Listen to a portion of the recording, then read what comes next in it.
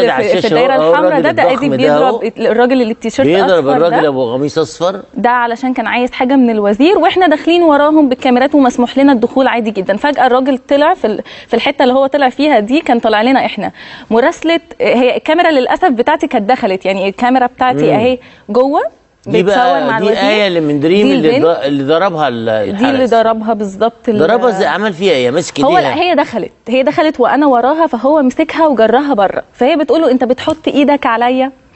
فقال لها وديكي بالقلم كمان، وراح ضاربها فعلا بالقلم وراح زقيقها في الارض. كل ده انا بزعق له وبصرخ بقول احنا مراسلين، انت بتعمل ايه؟ احنا مراسلين، احنا كاميراتنا جوه انت. وفضلت فعلا انا منهاره والبنت منهاره. هو ما بيطردش، هو بيضرب.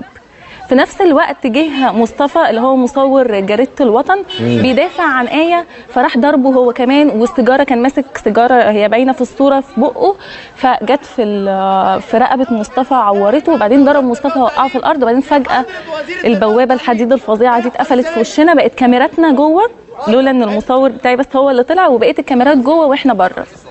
وبعدين بعد كده هنروح متجهين للبوابه الثانيه، فالسكيورتي بيقول لنا هو ايه الموضوع تافه، يعني انتوا ليه بتعملوا كده؟ دي مش قصه، وبعدين انتوا اللي ضربتوه.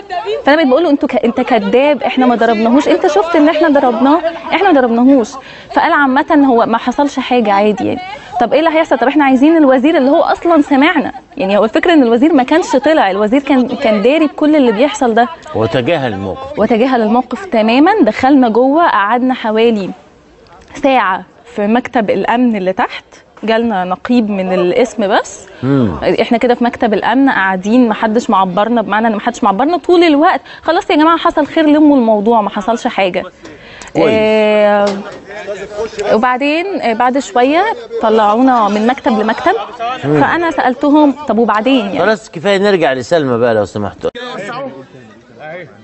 صحفي واعلامي جمهورية مصر العربية بينضربوا ويدهانوا ويطفى السجاير فيهم قدام اسم مصر، قدام وزارة التربية والتعليم. ده بتاعك ده. يلا نطلع على الاسم. هو ضربوا واحنا يلا بسيب. هو الوزير هنا يا باشا، احنا واقفين بنستجدي، يلا نمشي. سلمى واقفين بنستجدي يا باشا، احنا واقفين بنستجدي، البي واقف بيقول لنا امشوا.